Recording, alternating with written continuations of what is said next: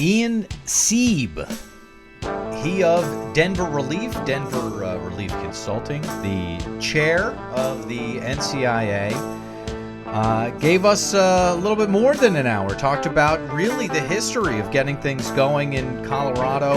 Great talk, talked about him personally, of course, because as our tagline states, business is personal, and then got into a whole bunch. Enjoy. Okay, so we have Ian Seeb from Denver Relief and a multitude of other things, Ian, right? That's right. Thank you for having me, Seth. So Denver Relief, we want to talk about that. We want to talk about consulting. We want to talk about your history. We want to talk about everything. But the last time I saw you was when you had just gotten married. So congratulations again. Thank you. Coming up on the 1-year anniversary here in a couple weeks. Okay, and so you are still together. Yes, of course. She's the love of my life. Excellent. Okay, and we're going to get into that and hopefully and how you met her. But you are the chairman of the NCIA. We spoke to Aaron Smith just very, very recently. And we understand his position as executive director. Take us through, what your position is as chairman. Well, I'm currently serving my second term as chairman of the board of the National Cannabis Industry Association. Prior to that, I served one term as the vice chair, and essentially, the board is made up currently of 22 different members of the association that make up a variety of different organizations, whether they're direct to plant or ancillary. And it is very much a group-led organization. So although I'm the chairman of the board, I very much would consider all of the board to have equal status within the organization. And really, the main thing that I try and do as chairman is further the mission statement of NCIA, as well as recruit new members and new member businesses to join the association.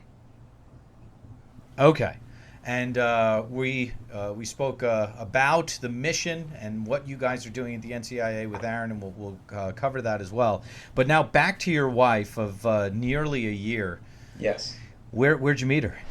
I met Abby at a Shabbat dinner that was put on by Jewish Colorado, which is the federation here in Denver.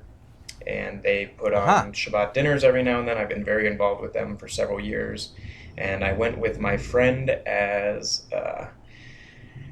really just to help him out. He was going to meet some ladies, and he asked me to go, and I said that I would. And the same thing happened for Abby. She was going as her best friend's wing woman, if you will, and was apprehensive to go to dinner there.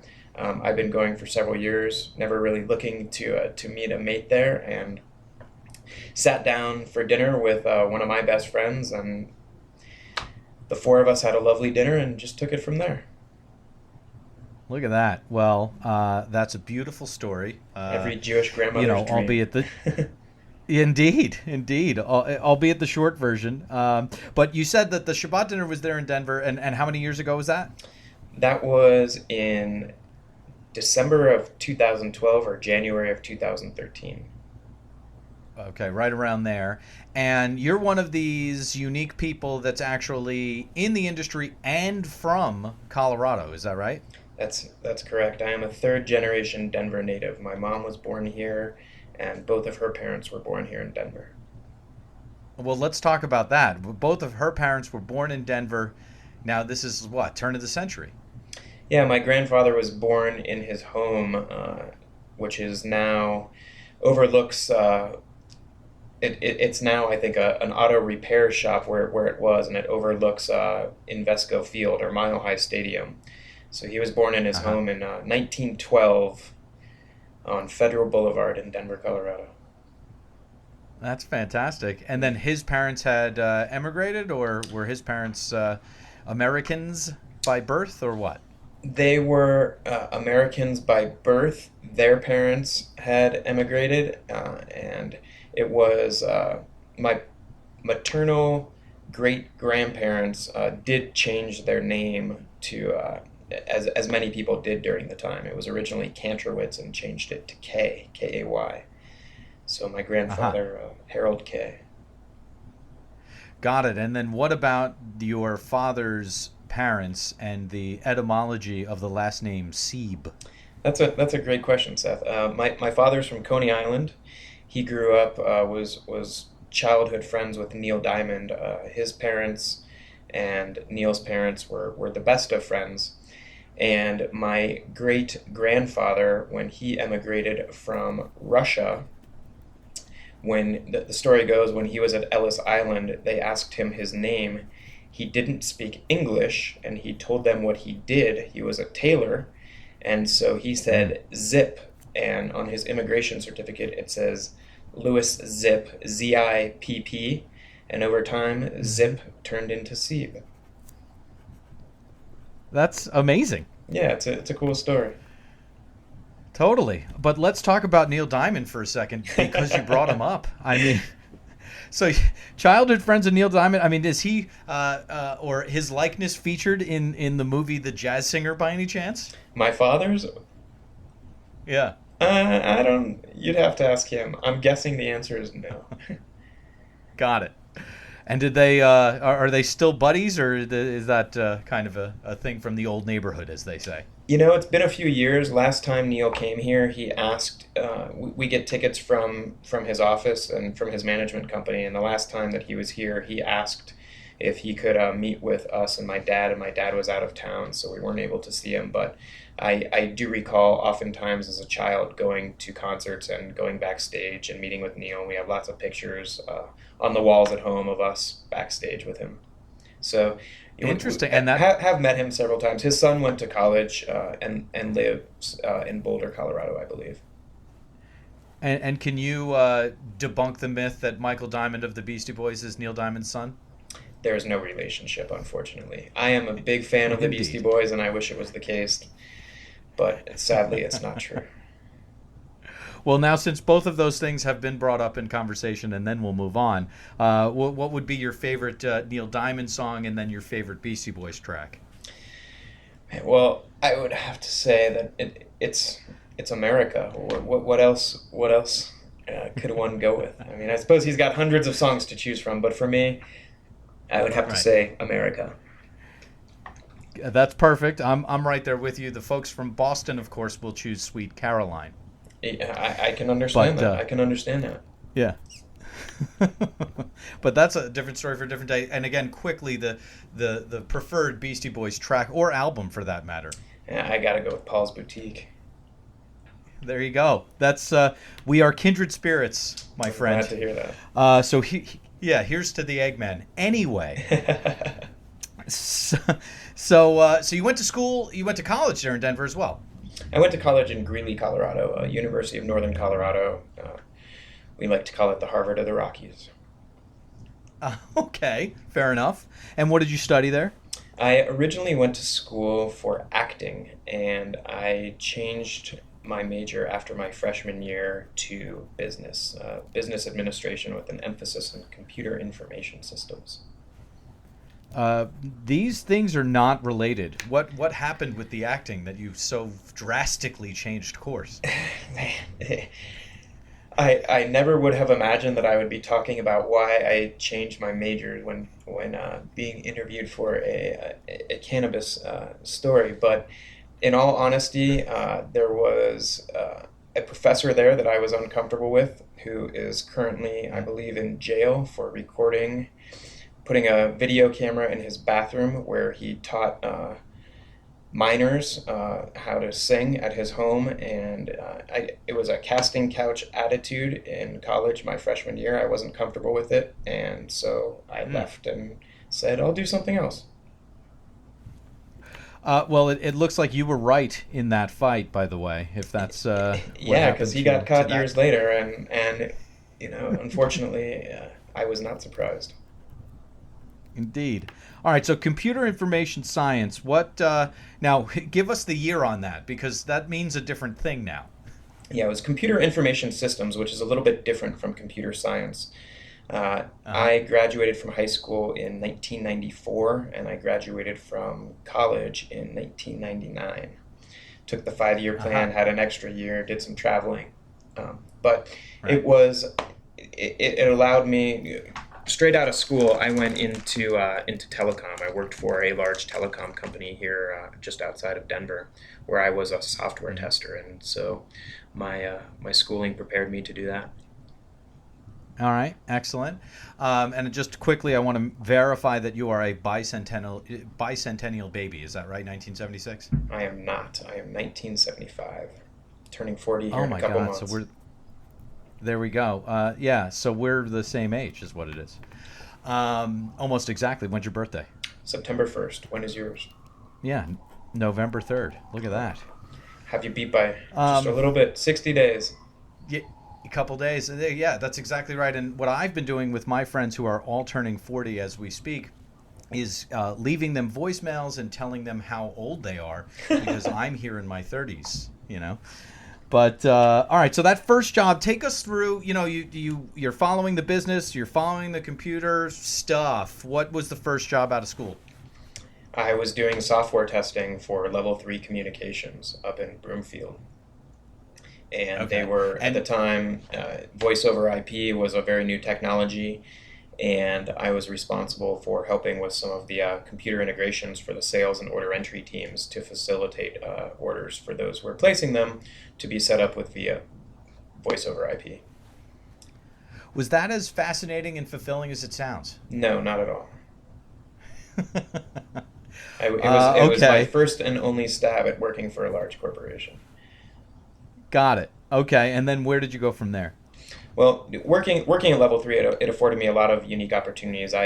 Straight out of school, I was here in Denver, but I also had a fully furnished corporate apartment in La Jolla, California, not a tough place. And I spent some time working in London, training their London office how to do some software testing. I left there shortly before 9/11 and did some other QA jobs here in Denver and around the Denver area. Worked for a conferencing software company. I worked for a company that competed with Monster. I worked for a company that is still around that has a device that tests that from somebody's resting metabolic rate can determine the number of calories that they should intake each day for a healthy lifestyle. So a variety of different companies in the IT industry. So it seems like you were bouncing around there. What brought you to London? Was it that job, or did you want to, live abroad, or what was that about? No, it was just a unique opportunity. There was an office for level 3 in London, and they had a team that was doing QA. It was a little bit of a different system that they were using to provision lines out there, but there was a need to train them, and there was nobody available there that had the skills to do so. So I was sent out there to train a team of about 12 people how to use the order entry system and how they could test it appropriately. So it was while I was doing my first job. Excellent. And I love London town. Great people there. I know that at 5 o'clock you go to the pub. That's it. Was that your experience as well? That was exactly my experience, Seth. It floored me. I'd go to work in the morning. We'd take an hour lunch. People would go to the bar for lunch. And then every day at 5 o'clock, the whole team moved over to a bar. I couldn't keep up personally. But yes, that was something that I did notice in London, that every day at 5 o'clock, everybody from my office went to the same pub and imbibed quite a bit on a daily basis. It was miraculous how they were able to perform. It blew me away. Indeed. And kind of just the last thing on London culture, did you find a football team to support when there, or did you skip that? I wasn't there long enough to get behind it. I am something else. I at one point was the United States Soccer Federation's youngest referee here in America in 1984 when I became a referee, a USSF referee at 9 years old. So although I was a American soccer European football fan, I never had the opportunity to go to a game while I was in London. Okay, fine, but we've now got to take this tangent. So you are 9 years old and a soccer federation referee. How did that happen? I started playing soccer when I was 5 years old. My dad, wanting to spend time with his son, which was totally reasonable, became a referee, and he really enjoyed it. So he became a trainer to train other referees how to become referees. And when I was 9 years old, I decided I wanted to be a referee. So I went through the class, passed the class, and became one of the country's youngest certified referees. That's amazing. And so this 9-year-old is running around with a whistle in his mouth. And were you reffing adults? Were you reffing older kids? Were you reffing kids your same age? I was reffing. I didn't ref. I wasn't a ref for adults when I was 9, but by the time I was 13, I was absolutely working adult games. But at 9 and 10 years old, I was refereeing for kids probably up to 15 or 16 years old. Wow. Okay. So cool. And then Little kid with how a long big did that mouth. go? It worked well. Right. Yeah, exactly. How long did that go for? I did that until I was, I don't recall, until I was 15, maybe 16.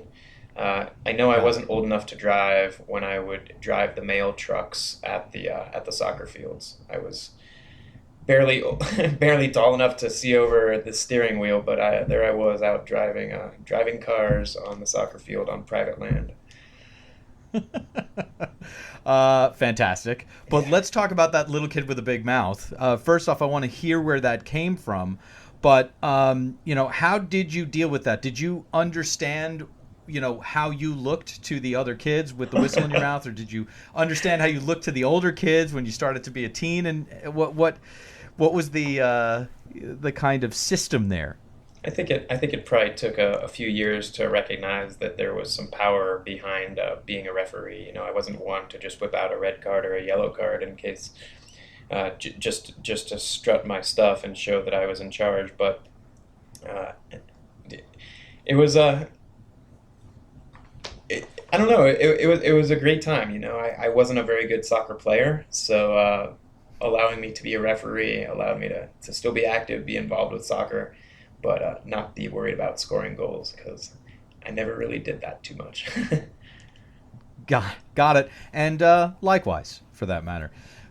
As far as the way that you would ref, and the reason that I'm spending time on this is because I see a lot of parallels between that position and your position, both in your community and in our industry here of cannabis. There's a fair amount of refereeing that one has to do when you're the chairman of a national association, I would imagine. Can you connect those dots for us? Do you see those parallels, or am I way off base? I've probably not spent more than 3 minutes thinking about me being a referee in the past 15 years. I never thought to draw the parallel, but I suppose being in a position where one needs to make decisions on a moment's notice. It's very similar to being the chairman of the board of an association or being a business owner like I am today. There you go. And that kind of leadership, we don't think of referees as leaders, but the youngest referee is definitely a leader. Does that come from your dad? You mentioned the fact that that's what got you into being a referee. How similar are you to him? I think that we have a lot of similar traits. Both my mom and my dad still married, live here in Denver. I have a great relationship with them, get to see him quite often. Very fortunate in that regard. But yeah, I have to imagine that some of his leadership characteristics were passed down. He was a ref. He became the head referee for an association for several years. He was the starter at the swim meets. He was the president of the homeowners association. So, I've never really thought or reflected on it much until you're asking me these questions. But it makes perfect sense that some of those skills have passed on onto his son and my other siblings. There you go. How many siblings are there? How many total kids? I'm the eldest of 3. I have a younger brother and a younger sister. Oh, okay, great. So you've got both a brother and a sister. That's fantastic for you. Yeah, we all live here in Denver. I live about 15 minutes away from each of them and my parents right now. It's very, very fortunate. Excellent. Okay, good. And I could ask about grandkids, but we'll do that next time. Sounds good. As far We're not there as yet. yeah, yeah, exactly. As far as since you're the oldest and it's under a year that you're married, I did the quick math. But back to you bouncing around kind of in the tech space. What was it that you weren't finding a fit with? Was it management? Was it the job function itself? Why do you think that there was a fair amount of bouncing around there? Well, it was a little bit of everything. One, I didn't like working for somebody else. Being in IT at the time, it was before the dot-com bust, if you will. There was, I was working long and hard hours for somebody else, and if I was successful, it was not to my advantage in any way, shape, or form, aside from getting stock in companies that eventually tanked and aren't worth anything today. And so I at one point, I got out of IT. I ended up taking a group of 42 kids and a few other adults to Poland for a week and Israel for 5 weeks. And when the kids went home, I moved to a kibbutz, and I worked on this kibbutz for about 5.5 months. And so it was a welcome departure from IT. When I got back, I worked in IT. I went back to a company that I worked for a short period of time, and I suffered a terrible accident where I was working out, and due to another accident that I had had years back, I have a very weak right arm, and I was exercising using a piece of universal weightlifting equipment. Long story short, the machine malfunctioned, my finger got in the way, and the machine cut off the tip of my right pinky like a guillotine, fell on the floor. And so that was the end of typing for a little bit. And while I was recovering, I ended up going to real estate school, got my license in real estate. And so it was a good evolution to get out of IT and go into real estate as a result of a physical accident from weightlifting. There you go, and all it cost you was an inch of a finger. It was not even quite an inch. It was just like halfway down my fingernail. But okay, not too bad. It required a few surgeries, and it was a long period of healing. You don't just cut off a finger like a guillotine and go back to work. Well, I want to talk about all this. So I want to talk about the 2 trips, Poland and Israel and the kibbutz, and then I want to talk about the injuries, and then we'll get into real estate. As far as the Poland trip, I would imagine, my girlfriend's from Łódź, which is an hour and a half out of Warsaw, as you might know. Was the Poland trip Holocaust-based, I would imagine? Yeah, it was all one trip, and so we spent about a year. The kids were in Hebrew school once a week, and learning about Israel and learning about their ancestors and learning about the history of the Jewish people. And then at the end of the year, the summer before their senior year, we started in Poland, where we all had an opportunity to meet with all kinds of people in Poland, members of the government, people who had been there for a long time, other survivors. Went to a couple of camps, went to some small towns that still today the homes are built with tombstones from Jews from those areas, and spent a week there going to all these camps, and then very similar to other trips, one called March of the Living, going from what is death, if you will, from those who perished in the Holocaust, going over to Israel, which is very much about life. It was an experience that I will never forget. Absolutely. And so when they left Israel, you stayed, but you said it's an experience I will never forget. What do you think the key takeaway, the key lesson, the key change from that trip was for you personally? Oh, there was a lot. I mean, it's what led me to getting involved a whole lot more in my community, recognizing that those who stay silent, and those who aren't willing to speak up in terms of injustice only perpetuate things happening again and again and again. And I feel very strongly. I'm on the board of directors for the Anti-Defamation League here in Denver, which is one of the largest civil rights organizations in the world. And I feel strongly that people should be able to exercise their civil and personal rights, and that trip was one that helped foster that for me. Absolutely. And how long did you stay on the kibbutz? I was on the kibbutz for about 5.5 months, and it was an organized program. So I went from being a counselor, or a madrich, pardon me, in Hebrew, to being a student in a program called an ulpan, which is really an immersive program in which I spent 3 days a week doing hard labor, if you will, enjoyable hard labor that I like doing in the Negev desert. I was down south near Eilat, about a mile from the Jordanian border and about 25 miles from the Egyptian border. And so I was doing working outside in the heat of the summer. I had to start working at about 4:30 in the morning, ended work at about noon because it would be 120 degrees at that time.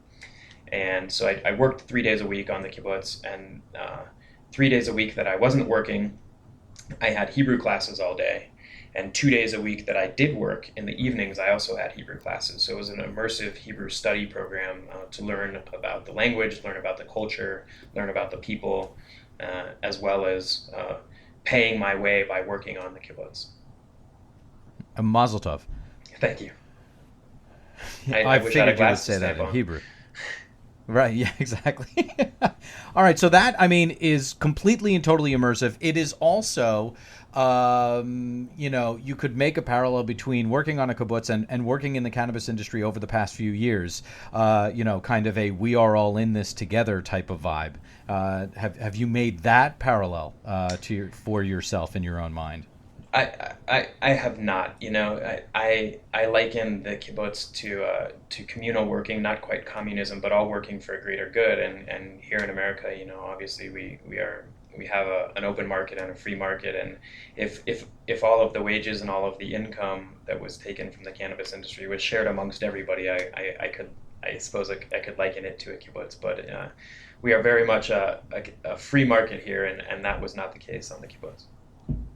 Oh, okay. Yes. No, I'm simply making the emotional parallel as opposed to the commercial parallel. I've not thought about it previously, to be honest.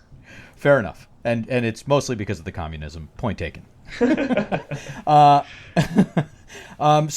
you came back. You're back in IT. You mentioned that there were 2 injuries. Can we talk about the first one first? What was that about? Was that the skiing thing? Yeah, that's correct. In November of 1996, I was in school, had Thursday afternoons off, or Thursdays off, I forget. This one semester was unique in that I was able to go skiing every week. And so I was with 2 buddies, drove from Greeley up to Vail, and we were skiing in Vail. And last run of the day, I was leading us. I thought I was leading us. I guess I lost the guys. I was going a little bit faster than them. And I went off a kicker, just a rolling hill, and I was going really fast on a run called Bear Tree, for those who are familiar with Vail. And as it was cutting back down to go to where now the new gondola is at the base, I ended up launching off of this kicker, and I flew across the entire slope in the air and landed in the trees. Thankfully, I didn't hit a tree, but I hit a permanent snowmaking machine, which is about a 50-foot tall steel pole, hollow, thankfully. And I hit it in just the right place with my head and my shoulder, both, and I wasn't wearing a helmet. And I ended up causing some pretty significant damage to myself. I had 14 stitches in my forehead, 7 above my eyebrow, 3. I ripped the side of my eye where the goggles went into my eye. 3 stitches there, broke my left pinky, and then on the right side I sprained my back, dislocated my shoulder, broke my collarbone, and actually had some partial paralysis in my right hand and my right arm for a number of months. I found out several days later when I went to the neurologist, and the orthopedic doctor that when they took my hand out of a sling and told me to lift my arm, I wasn't able to do so, and I had paralyzed my arm. Oh my God. It was a pretty nasty accident. Two black eyes, cast on one hand, sling on the other. I was a wreck. It was a wreck, And I I just was a want, wreck. yeah, I don't remember you having a paralyzed arm. Is that still with you, or what's the deal with that? No, I have some pretty restrictive movement with my right arm. Nobody, unless I said something you wouldn't know, I have pretty much full range of motion. It took about a year for it all to come back, but I did suffer permanent nerve damage and muscle spasms as a result, and so I still have a lot of numb points. This was in 1996, so almost Right. 20 years ago, and I still have damage as a result of that accident. Okay. Is that, to jump right in there, is it possible that that's where you found cannabis as medicine, or no? That was really that was the catalyst for it. It wasn't until I suffered my other accident. I had used cannabis recreationally before, Sure. started Hmm. in high school, but I never really used it medicinally until I had my other accident where I cut off my pinky again on the right side due to the weak arm, and this was almost 10 years ago in I guess it was 10 years ago in November of 2005. And when I Hmm. went to the doctor, they gave me a bunch of pain pills, and I went home and wasn't working at the time because I had this accident. Took a couple weeks off, and the pain pills just weren't doing it for me. They turned me into a zombie, and I wasn't comfortable doing so. And so I tried smoking a joint instead, and it was incredible to me that the pain went away, similar to when I was taking the pain pills, but without all the side effects of the pain pills. I didn't have to Hmm. take a lot of them. There was no fear of addiction. It wasn't messing with my stomach. It allowed me to not be a zombie. I wasn't just falling asleep, and I recognized right then and there that cannabis worked very similar to the way it worked as a medicine. And Right. so, And about a year. Fast forward, this is in 2006 when I'm going through all the healing process. About a year and a half later is when I first learned of a doctor here in Denver that was compassionate and was willing to meet with people who had medical records and could prove that they were suffering from one of the debilitating conditions outlined by the state of Colorado that would Mhm. recognize my problem as one of these qualifying conditions to obtain medical cannabis. And so I contacted this doctor. I brought all my medical records in. We had a conversation. He did an examination and said, you may benefit from using medical cannabis as a result of your accidents to help with your chronic pain and your persistent muscle spasms. And I submitted my application to the state, and I believe that I was one of the first 8,000 patients in the state of Colorado. Okay. And were the cards red back then?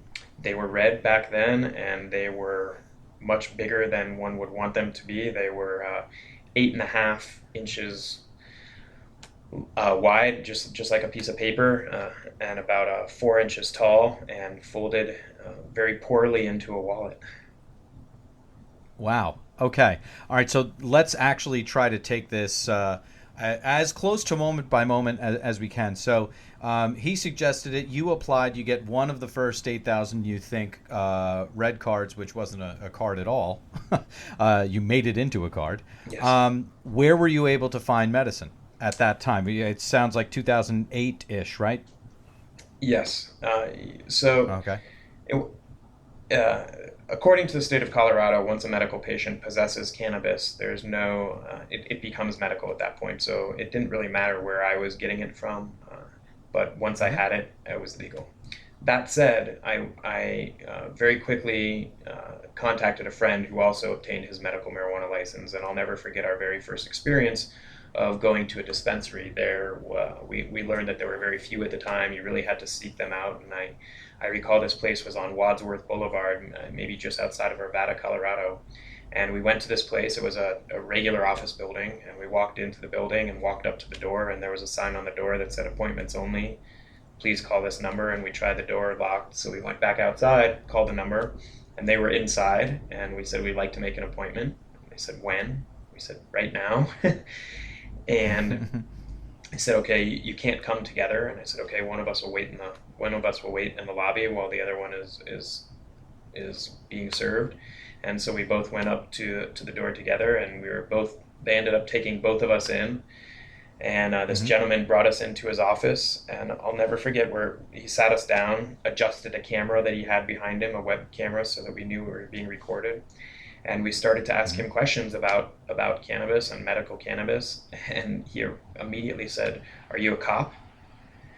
And my buddy and I looked at each other like, "Are you kidding me? No, we're not cops. We came here to get some medical cannabis."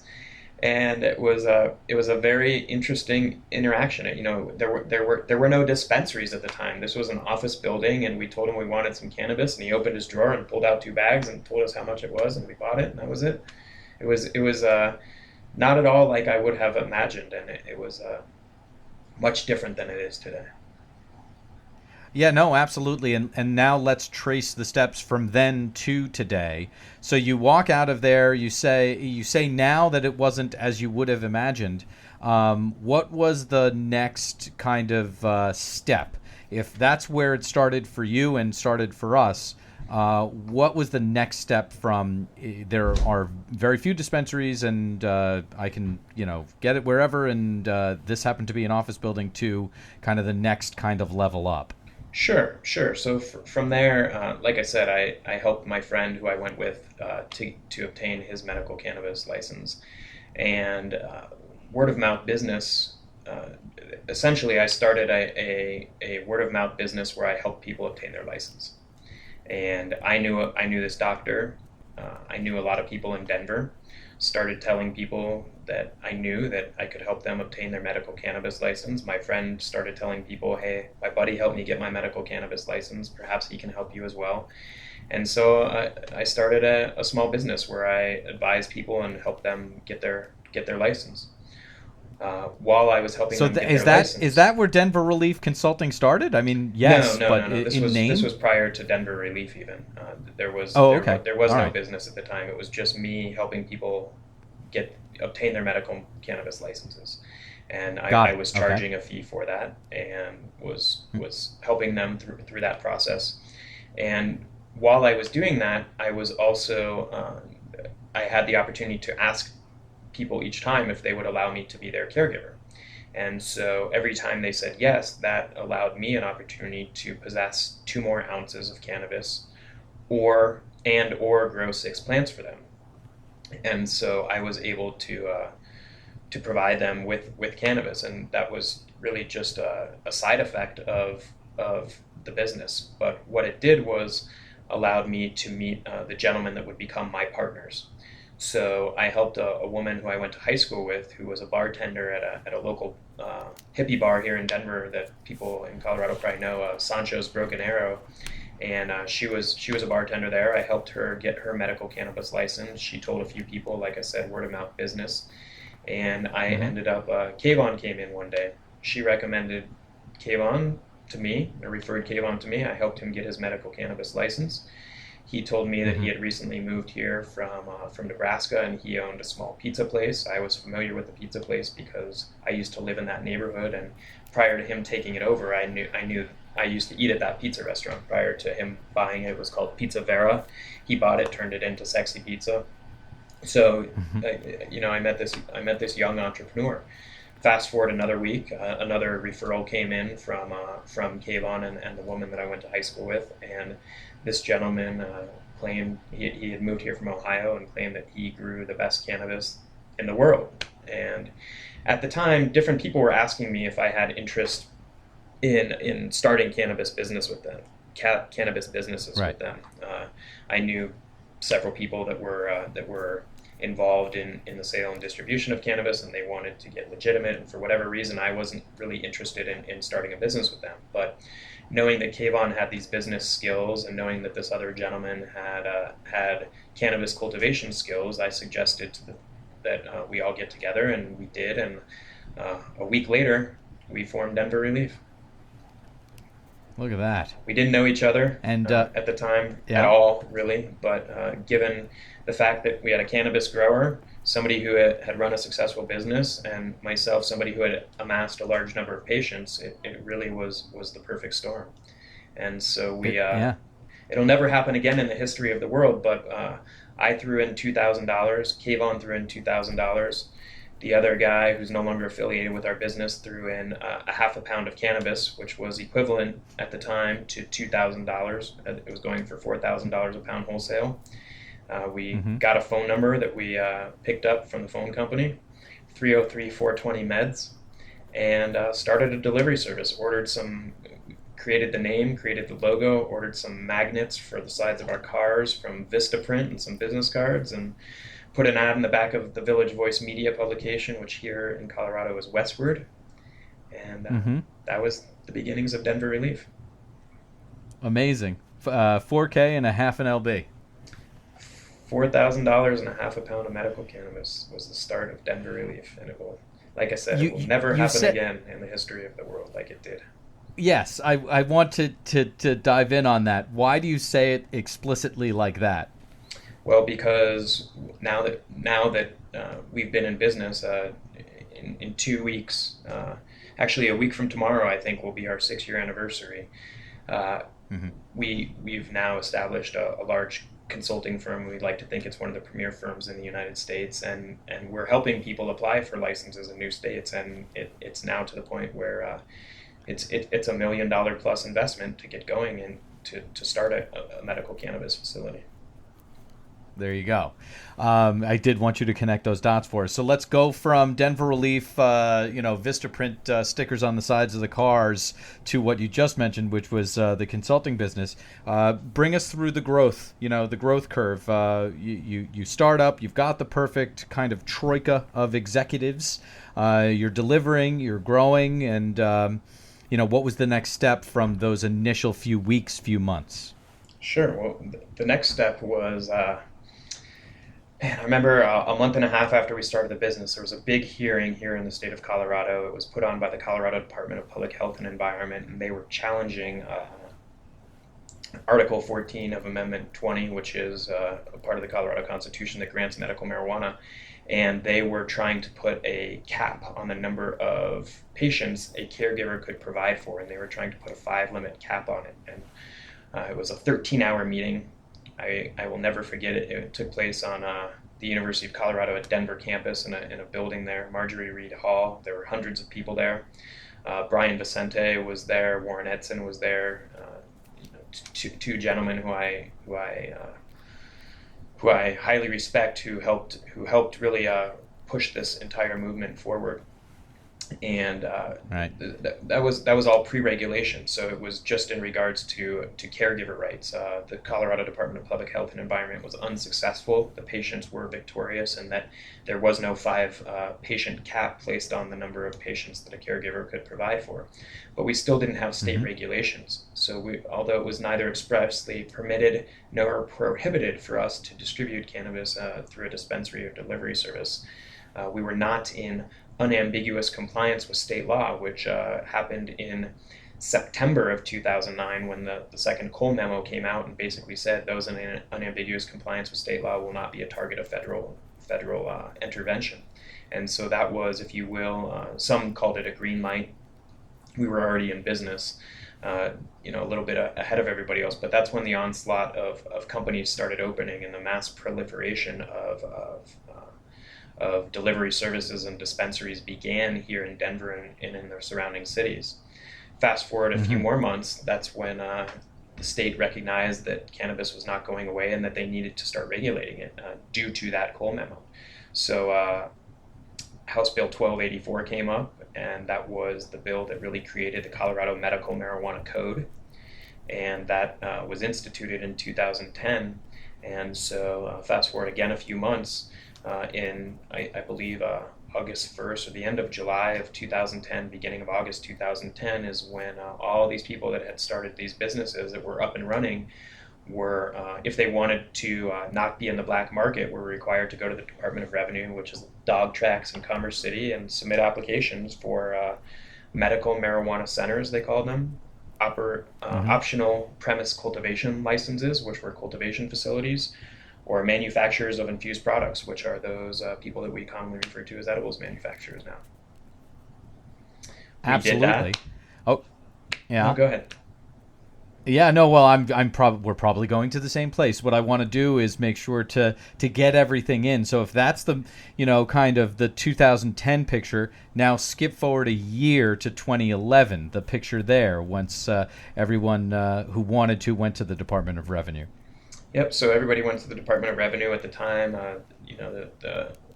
The known sentiment, or the comparison was made all over Denver and really all over Colorado, that there were more dispensaries than Starbucks and more dispensaries than 7-Elevens. And at the time there was, I think, 700 something businesses applied for dispensary licenses in the state of Colorado. And it was only medical at the time, and it was a crazy time. Everybody as Steve D'Angelo says, out of the shadows into the light, and everyone really started legitimizing their businesses. I'll never forget when Kayvan went to the city and county of Denver, and we applied for our license on the city level, and he wrote medical marijuana on the license, and the lady said, "Oh, no, you can't do that." I guess that was prior to 2011. That was when we first went to set it up, because we had set up, when we first set up Denver Relief, we wanted to pay taxes, and we went to the city and wrote medical marijuana on our application. They said, "Dude, you can't do that." So they crossed it out and wrote wellness services on it for us. Amazing. Yeah. All right, so not medical marijuana, but instead wellness services. So then again, yeah. So now get to a year later, having the wellness services business, through the Department of Revenue, going for a year. What was the picture? It was. I enjoyed it. It was really interesting times, because there was a lot of people that were opposed to coming out into the light, if you will, and legitimizing themselves. They thought that it was best left under wraps, and that there was no reason that we needed to tell the government what it was that we were doing. But we at Denver Relief have always tried to be very transparent and very open about what we were doing, what we are doing, and what we were doing at the time. And so we were very much in favor of regulation, and something that legitimized us as an industry was a welcome reception from us to allow us to say, yes, this is what we do, and be loud and proud about the fact that we're helping people make positive changes to their lives. So fantastic, and now I want to draw the dots from House Bill 1284 to Amendment 64, and any legislation in between. Sure. Well, regulation and the ending of prohibition as we know it didn't actually start with Amendment 64. In 2005 and in 2006, Mason Tvert, who is now with the Marijuana Policy Project, was part of an organization that he started called SAFER, along with somebody who happened to be Kayvan's business partner in his pizzeria. When Kayvan first came to Colorado, he got very involved in the advocacy and got involved with SAFER, and that's where he met this gentleman who he opened Sexy Pizza with. But Mason was really the leading effort behind SAFER, and he started something in 2005 whereby he tried to, he did legalize cannabis within the city and county of Denver, and they basically made it legal for adults over the age of 21 to possess up to an ounce in the city and county of Denver. Denver police and Colorado State Police said that they were going to enforce state laws. So after that passed in 2005, arrests actually went up in Denver. And that was under, at the time, Mayor Hickenlooper, who's now the governor of our fine state. But at the time, he was the mayor, and so it became very interesting, because we had this not so different from state laws versus federal laws. We had city laws versus state laws, but at the time the city chose to follow state law, and so arrests went up and people were fined. And we're very lucky that in Denver for a very long time the fine for up to an ounce of cannabis was only $100.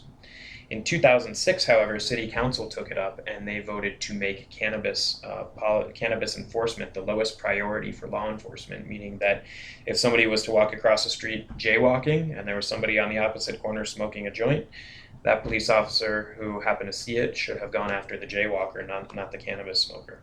And so that was in Right. 2006. So there was already quite a bit of momentum and I think some progressive thought in Colorado and in Denver specifically amongst voters who recognize that people should not be punished and people should not be jailed for possessing a plant and or putting something into their body that isn't harming anybody else.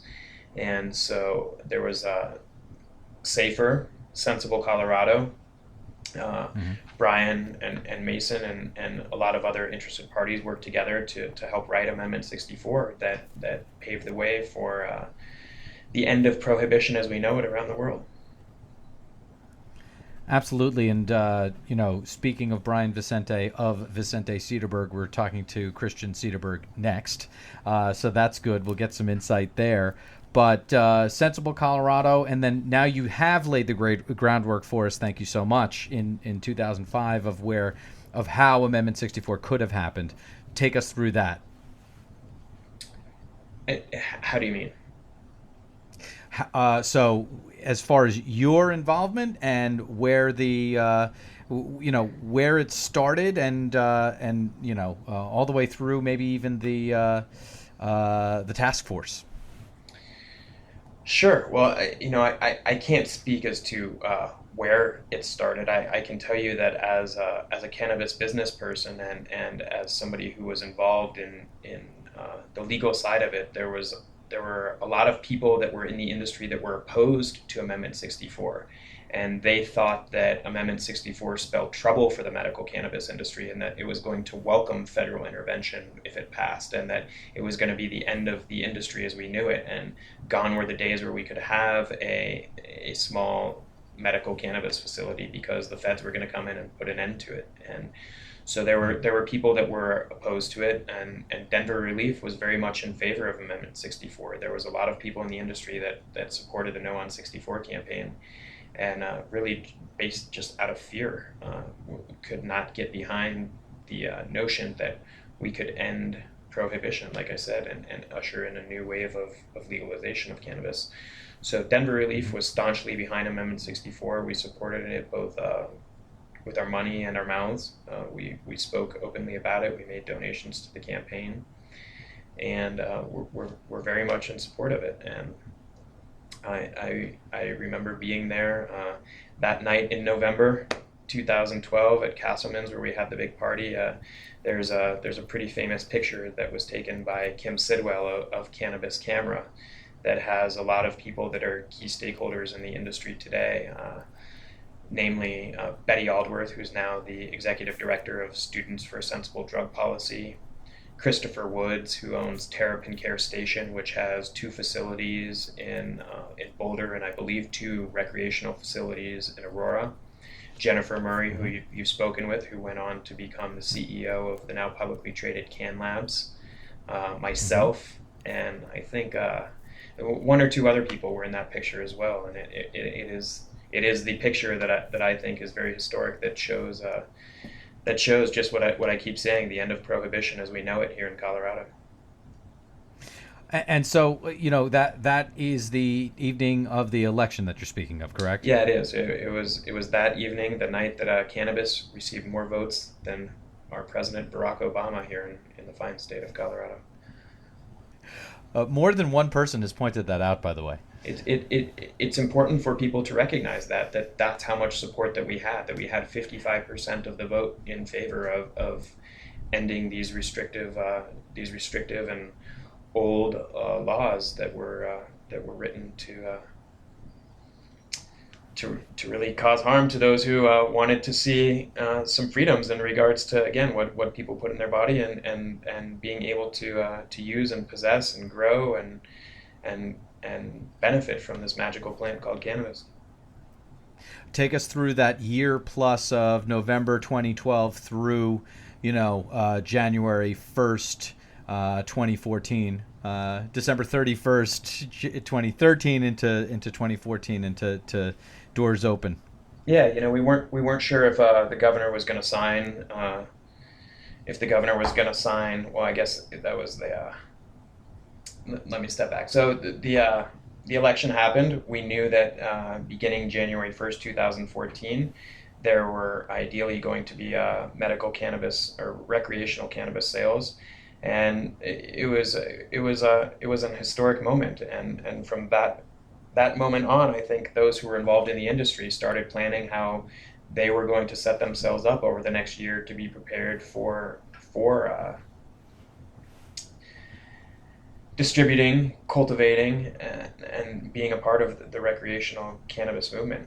There was one of Christian's associates, Jordan Wellington, was hired moved out here from the East Coast, was hired by the Marijuana Enforcement Division to draft the laws that ended up becoming the Colorado Retail, and he revised the Colorado Medical Marijuana Code.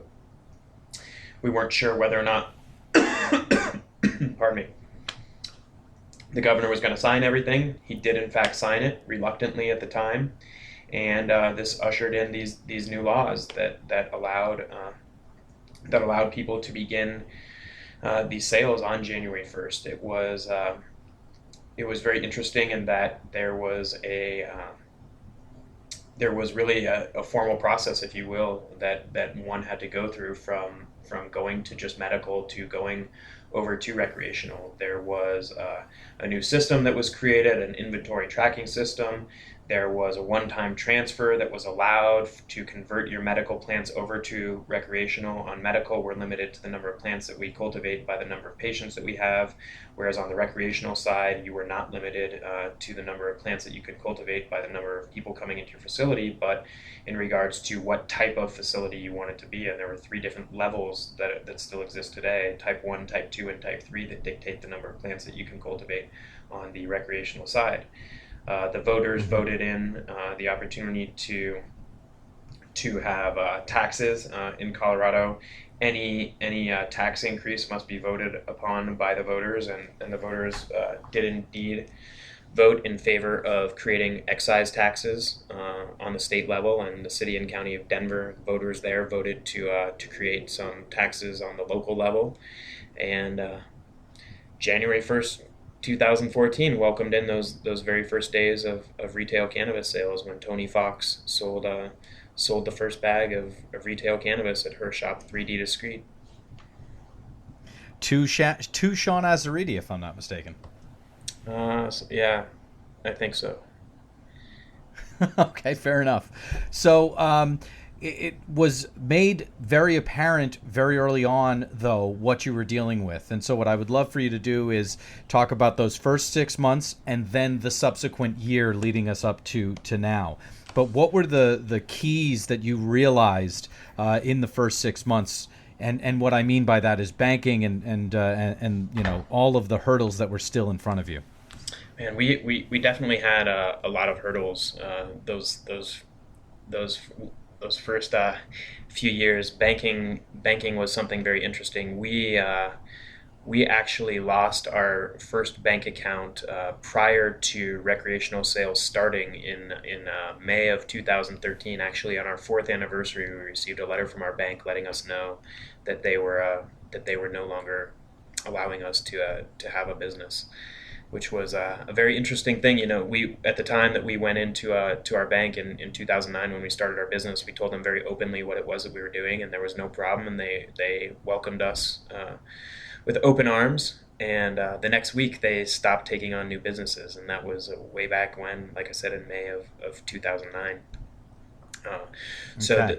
the banking conundrum for us began in 2013, and it was a very difficult thing to deal with. We got cut off. We asked them why. They told us that we were involved. They gave us a very general letter that said, due to recent federal guidance, we need to close your business off. And we reached out to Congressman Jared Polis, who really went to bat for us, wrote a letter on our behalf to the bank offering to set up a meeting between Department of Justice regulators and bank executives. To no avail. The bank simply responded by giving us more time and lengthened the time for our inevitable shutdown. And it was really interesting. We were originally given 30 days, and then it was 60 days, and then it was 90 days, and it ended up taking about 4 months for them to shut our bank account down after they told us that they were going to be doing so. Interesting. And then what do you do from there? I mean, what? how do you deal with that? How do you crack that? Another bank and another bank, and had to keep moving around. We're in a position now where we are very fortunate. We are absolutely an exception to the rule, but we have a bank account with a bank that knows what we do and is in full support of what we do as a business. Excellent. So you did find that bank, and you're listing the key hurdles early on. What about the kind of the last year or so? So May 2014, once you had gotten through those initial few months and knew what you were dealing with, this last year of business running. So we didn't open our business for retail sales until July of 2014. We were, as we've discussed, we run a nationwide consulting company, and we're really awfully busy with that, and chose to focus some of our efforts on helping people open up in other states rather than opening for retail. We did eventually get there. We opened for retail sales, coincidentally the same day that they began in Washington, July 9th of 2014, and. We were very nervous, very worried about what this was going to look like, and we're very stressed about it. And we turned it over the evening of July 8th, where we did our conversions and moved all of our plants and moved all of the product over and opened up for business July 9th. And the stress was really, and the problems that we thought we might have we're not there. It was a very easy transition for us. It was, for somebody who follows the rules and for somebody who is able to follow and abide by the regulations, it was really just a small evolution of the business, if you will. Yeah. After all of that kind of uphill climb, it was the door kind of opened easily, which is nice. Indeed. Speaking of opening the door, you bring up the consulting, you bring up helping others. What other states, what other regions, what other geographies have you been? Man, we are all over the place. We are working in 12 or 13 states.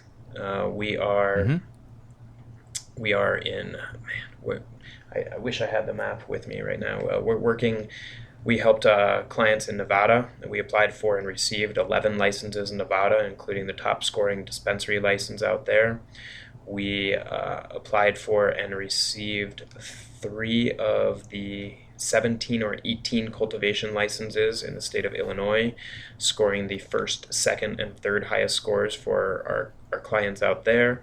We're working in Maine, Maryland, Pennsylvania, Florida, Arizona, Nevada. We've worked in Oregon. We've worked in Washington. Done a little bit of work in New Mexico, Arizona, New York. We've been all over the place. We've done some work in Canada. Some of the largest cultivators in Canada are our clients. We've worked with some businesses that are not direct to plant but ancillary companies in both the United Kingdom and Germany. It's been beyond my dream, Seth, in terms of anything that we could have envisioned for where this small business that started with $4,000 and a half a pound of cannabis would go. That's crazy. As far as each of those states, each of those regions, all have completely different regulations, completely different laws, completely different rules. What, if any, kind of theme runs through everyone, though? What are the similarities, or what is the similarity between everything other than cannabis? Well, I think that I can speak to our clients and our business specifically, and that is that just as we decided the very first day of business in our very first meeting minutes that we exist not to make money but to help people have a better quality of life. We ask those questions of our potential clients before we work with them, and if somebody says that they're getting into this industry to make a lot of money, we're probably not going to be a very good match for them. We believe very strongly in social justice. We believe in progressive change. We believe that people should not be imprisoned for using this plant. And those people who have a similar sentiment and believe in changing the world for in a progressive, positive way, and then can make money doing so, are people that we choose to work with. And so when we stick to kind of that goal and that mission, we tend to find the right partners and the right clients to help win licenses. Fair enough. And having that kind of value set is one thing. What's the next thing or the other thing that you need in terms of having success, no matter the state, no matter the region? Well, I think you need to have a little bit of a business prowess, and certainly those people who have had successes in other industries are people that are natural fits for something like this. This is the newest, largest growing industry today in America, and I think that people that have had a proven track record of success can to some capacity go about this a little bit easier than people who have who have idealistic values but no way to execute them. So I've got two final questions because we're kind of over an hour, and yes. What's terrible about this is that we're just over an hour and we're just getting started. So we could do a part two sometime. I hope you don't. Indeed, that's what I was just going to ask. So perfect. Good to hear that. So here are my two questions, and you've kind of set them up nicely. Well, one is, what has most surprised you in cannabis? And I think you might have answered that early on, and maybe you'll dive in a little bit further there. And then separately, what has most surprised you in life? So, first question first, what has most surprised you in cannabis? What has most surprised me in cannabis?